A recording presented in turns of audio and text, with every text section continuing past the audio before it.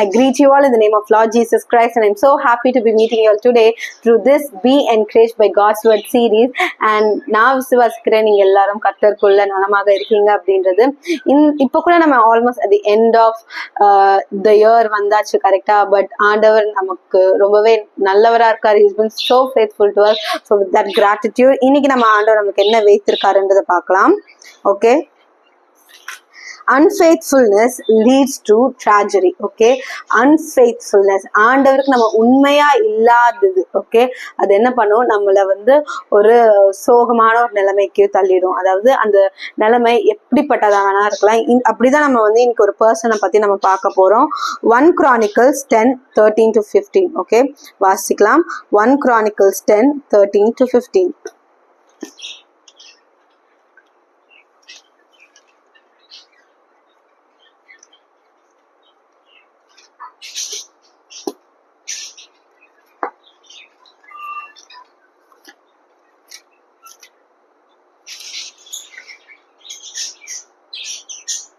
So Saul died for his unfaithfulness, which he had committed against the Lord, because he did not keep the word of the Lord, and also because he consulted a medium for guidance, but he did not inquire of the Lord.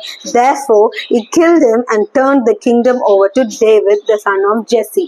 தமிழ்ல வாசிக்கலாம். 1 நாளாகமம் 10ஆம் அதிகாரம் 13-14 வரைக்கும்.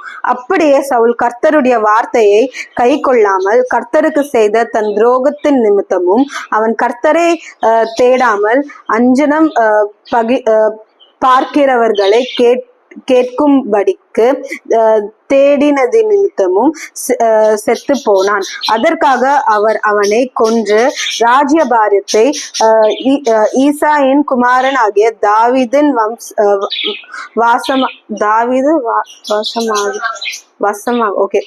அதற்கு அவர் அவனை கொன்று ராஜ்யபாரத்தை ஈசாயின் குமாரன் ஆகிய தாவீது வசமாக திருப்பினார். ஆமென். சோ என்ன ஒரு ட்ராஜடியில இந்த கிங் சால் ராஜா தேவனால தேர்ந்தெடுக்கப்பட்ட ஒருத்தர் தான்.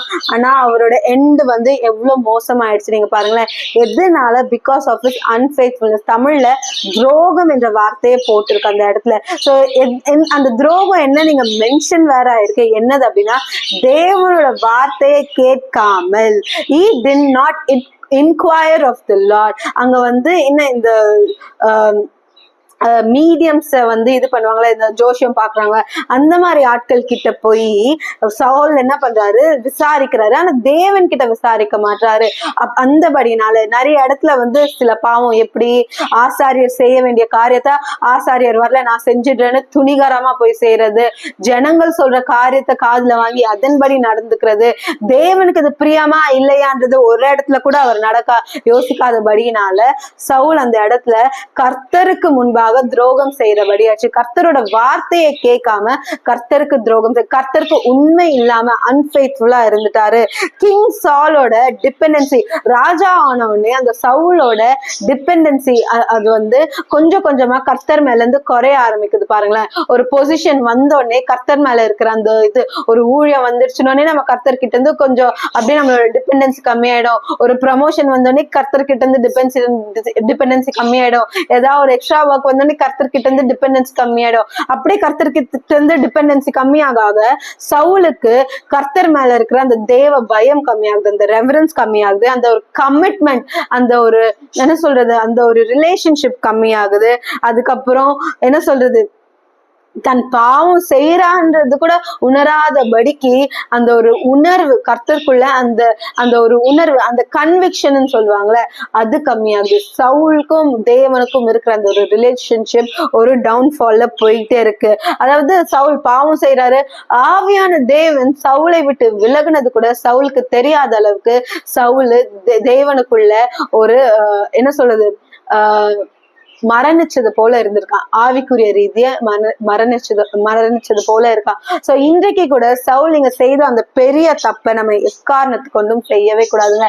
இந்த இடத்துல எப்படி சவுல் இறக்குறாருன்னு நம்ம பாக்குறோம். காட் கில்ட், கர்த்தர் அவரை கொன்றாருன்னு இருக்கு. ஆனா என்னன்னா, ஒரு பிலிஸ்டியருக்கும் இந்த ஜனங்களுக்கும் எதிராக ஒரு போர் வரும்போது அந்த ஒரு ஆர்ச்சர்ன்னு வாங்கல, அந்த என்ன சொல்லுவாங்க, அந்த அம்பு விடுவாங்கல்ல, அந்த அம்பு வந்து சவுல் மேல படுது. அவர் அந்த மொமெண்ட்ல சாகல. ஒருவேளை செத்துருவோம், இல்ல அந்த எதிராளிங்க அந்த பிலிஸ்தியர்கள் வந்து என்னை கொன்னுட போறாங்கன்ட்டு அவரோட இருக்கிற அந்த ஒரு ஆர்மர் பேரர் கிட்ட சொல்றாரு, என்னை கொன்னுடு அப்படின்னா அவர் கொல்ல மாட்டாரு. அப்புறம் என்ன பண்றாரு, அந்த ஸ்வாட்ல அவரை போய் கொன்னுட்டு அதை பார்த்து அந்த ஆர்மர் பேரரும் செத்துடுறாரு. He ended its life. Okay, அவருக்குள்ள ஒரு பயம் என்னன்னா, அவங்க வந்து என்ன கொல்றதுக்கு முன்னாடி நானே என்ன கொன்னுக்கிறேன் அப்படின்ற ஒரு காரியத்துல அவர் என்ன பண்ணிடுறாரு, கொன்னுடுறாரு. கர்த்தர் எவ்வளவு வாட்டி இந்த ஜனங்கள், இந்த இஸ்ரேல் ஜனங்களுக்கு பிலிஸ்தியர் கிட்ட இருந்து விக்டரி, அந்த ஒரு ஜெயத்தை கொடுத்திருக்காரு. கோலியாத்தை வீழ்த்தின இந்த இஸ்ரேல் ஜனங்கள், கிங் சவுல் அப்போ இருந்தாருதான், தாவீது மூலியமா கோலியாத்தை வீழ்த்தின தேவன், அந்த இஸ்ரேல் ஜனங்கள் இந்த இடத்துல என்ன ஆகுது, ஆண்டவர் அதை அனுமதிக்கிறாரு. பிலிஸ்தியர்கள் கையால இவங்க தோக்கணும்னு அந்த இடத்த ஆண்டவர் அனுமதிக்கிறாரு. ஏன், அந்த ராஜா பின்மாற்றத்துல போயிட்டாரு. பின்மாற்றத்துல போய் ஒரு ஆவிக்குரிய ரீதியில மரணிச்சு போயிருந்தாரு. சோ ஆண்டவர் அந்த இடத்த எல்லாம் பார்த்து, no this is not happening, இந்த பாவம் ரொம்ப பெருகுன்னு சொல்லிட்டு ஆண்டவர் அனுமதிச்சு அந்த இடத்துல சவுல கொன்று போடுறாரு. அந்த இடத்துல எப்படி சொல்ல, சவுலதான் செத்தான் அப்படின்ற சொல்லல, இந்த வசனம் சொல்லுது, சவுலை கர்த்தர் கொன்றார் அப்படின்னு. எது சவுல் ஏன் அந்த மாதிரி ஒரு நிலைமைக்கு வந்தா, ஆண்டவருக்குள்ள அவன் வந்து ஃபெய்த்ஃபுல்லா இல்லை. அந்த சவுல் ராஜா ஃபெய்த்ஃபுல்லா உண்மையா இல்லாதபடினால மத்தவங்க கிட்ட கேட்டுக்கிட்டான் என்ன பண்ணணும் ஏது பண்ணணும் அப்படின்ட்டு. ஒரு அந்நியர், ஒரு என்ன சொல்ற, ஒரு ஜென்டைல போல, ஒரு புறஜாதி போல மத்த இந்த அது தமிழ்ல என்னன்னு போட்டு இருக்கு அப்படின்னா, கர்த்தரை தேடாமல் அஞ்சனம் பார்க்கிறவர்களை கேட்டு, ஓகே, அப்படி போய் தேடினதுனால இவங்க என்ன சொல்றாங்க, அவங்க என்ன சொல்றாங்க, இந்த மாதிரி காரியத்தெல்லாம் பார்த்ததுனால ஆண்டவருக்கு சவுல் மேல ஒரு வருத்தம், ஒரு கோவம், வருத்தம் தாண்டி ஒரு கோவம் அந்த இடத்துல வந்துச்சு. ஸோ இன்றைக்கு நீங்களும் நானும் கூட இந்த 2024 எண்ட் பண்ண போறோம், நியூ இயர் வரப்போகுது, அப்படியே ஜாலியா இருக்கும், அதெல்லாம் ஓகே. பட் அதுக்கு முன்னாடி நம்ம எந்தெந்த இடத்துல எல்லாம் ஆண்டவரை தேடாம நம்ம இஷ்டத்துக்கு செஞ்சிருக்கோம்னு யோசிச்சு பாருங்களேன். ரீசெண்டா கூட எனக்கு ஒருத்தவங்க சொல்லி நான் கேட்ட, ஒரு பாஸ்டர் சொல்லி, நம்ம ஆண்டவர்கிட்ட ஜெபிக்காம நம்ம சில காரியங்கள் நம்மளே எடுத்து செய்யலோம்னா நமக்குள்ள பெருமை வந்திருக்குன்னு அர்த்தமா. விச் மீன்ஸ் நம்ம ஆண்டவர் மேல டிபெண்ட் பண்ண மாட்டோம், நம்மளால இது செய்ய முடியும்னு நினைச்சுக்கிறோம். நோ, அது ரொம்ப தவறு. இன்றைக்கு சவுல் மரணித்தது போல நம்ம மரணிக்க கூடாது. ஃபர்ஸ்ட் சைனே பாருங்களேன், ஆவிக்குரிய ரீதியில சவுல் மரணம் அடைஞ்சான், அடுத்து சரீர ரீதியா சவுல் மரணம் அடைகிறான். சோ இன்றைக்கு நீங்களும் நானும் ரொம்ப கேர்ஃபுல்லா இருக்கணும். நம்ம எக்காரணத்தை கொண்டு தேவனை விட்டு பிரியக்கூடாது. தேவ வார்த்தையே நம்ம பிடிச்சுட்டு இருக்கணும். தேவனுக்கு விரோதமா எந்த காரியங்களும் செய்யக்கூடாதுன்றதை நம்ம மைண்ட்ல வச்சுக்கலாம். ஒருவேளை அப்படி இது வரைக்கும் நம்ம செஞ்சுட்டோமா, தேவன் கிட்ட மன்னிப்பு கேட்கலாம். அவர் மன்னிக்கிற தேவனா இருக்கிறாரு. He is a God who will forgive us. அந்த மன்னிக்கிற தேவனை நம்ம அலட்சியப்படுத்த வேணாம். ஓகே, வாங்க இப்பொழுது ஜெபிக்கலாமா? ஓ ஜீசஸ், எங்களை மன்னிங்க, மன்னிங்க, மன்னிங்க கர்த்தாவே, எங்களை மன்னிங்க ராஜா, எங்களை மன்னிங்க ராஜா, எங்களை முழுவதுமாக மன்னிங்க கர்த்தாவே. இதுவரை ஏசப்பா உம்மகிட்ட ஆண்டவரே ராஜா, உம்முடைய வார்த்தைகளுக்கு நாங்க செவி கொடுங்க, மனிதர்கள் வார்த்தைகளோ இல்ல ஆண்டவரே மத்த காரியத்திற்கு நாங்க செவி கொடுத்துருந்தா எங்களை மன்னிங்க ஏசப்பா. ஆண்டவரே லார்ட், we ask forgiveness ஏசப்பா.